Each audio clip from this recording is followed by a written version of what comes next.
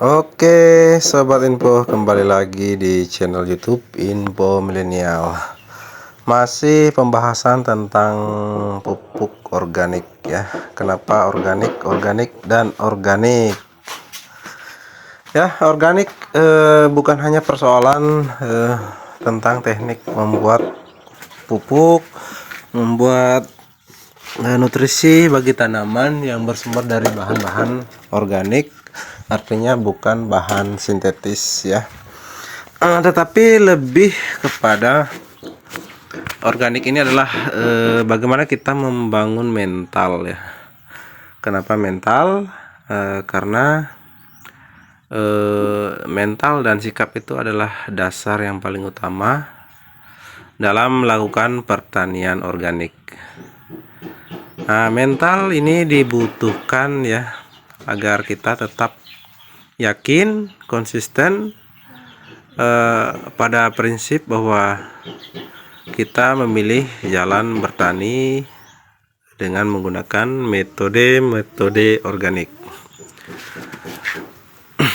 Ya, di tengah pertama yaitu kelangkaan pupuk, kemudian subsidi yang begitu berat bagi negara untuk mensubsidi pupuk ini ya di bidang dunia pertanian. Kemudian berikutnya efek jangka panjangnya kita sudah ketahui bersama bahwa penggunaan pupuk kimia itu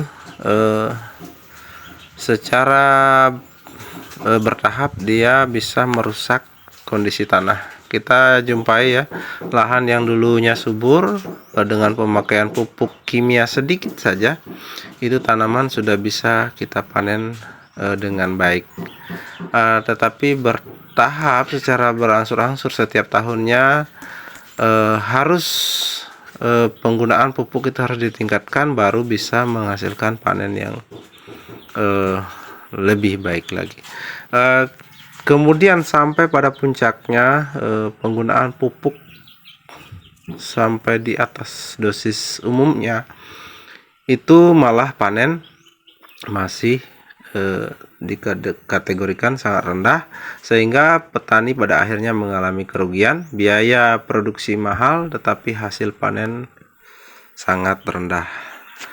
Nah, kenapa saya katakan tadi kita membangun mental organik ya, mental petaninya dulu yang dibenahi. Nah, jadi ketika kita sudah memiliki mental organik ya, kita pertama adalah mulai mencintai lingkungan, mencintai tanah kita, karena tanah itu adalah tempat kita untuk bisa memproduksi hasil-hasil panen, sehingga bisa kita mendapatkan rezeki untuk kebutuhan hidup selanjutnya kalau panen kita melimpah. Nah, kalau kita sudah cinta terhadap tanah ya, kita akan memilih bahwa tanah itu tidak boleh kita rusak. Nah, kalau kita sudah berpikiran seperti itu, tanah tidak boleh kita rusak, kita akan selalu melakukan hal-hal yang bisa menjaga agar tanah tetap sehat. Jangan hanya mempertimbangkan kesuburan tanaman, tetapi mengabaikan kesehatan tanah.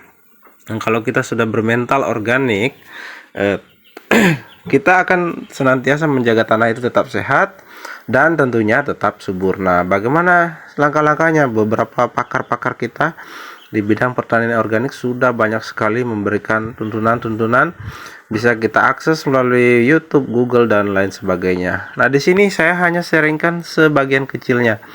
Ini adalah pengalaman pribadi saya bagaimana memanfaatkan limbah-limbah dapur, kemudian sampah-sampah yang berserakan di belakang pekarangan rumah, di kebun kita, penataan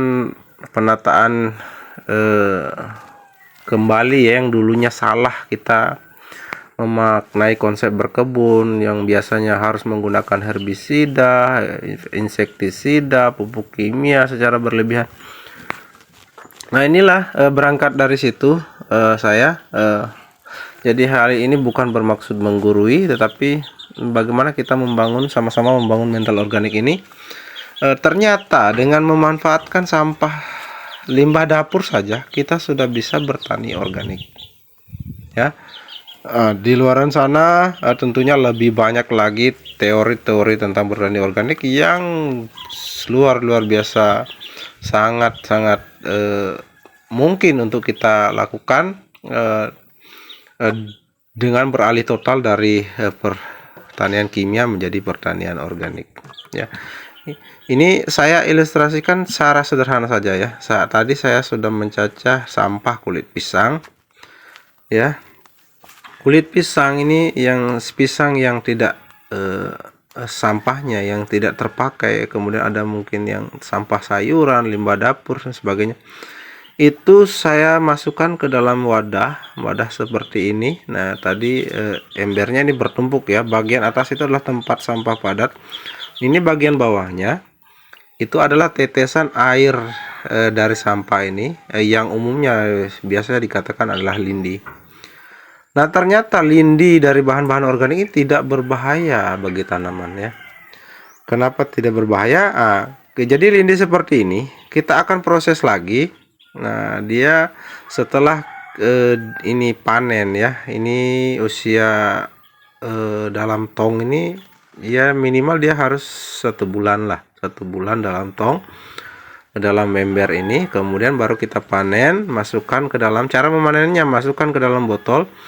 Nah, ini botol air mineral yang berukuran 1,5 liter itu hanya diisi sekitar 1/3 bagian ya.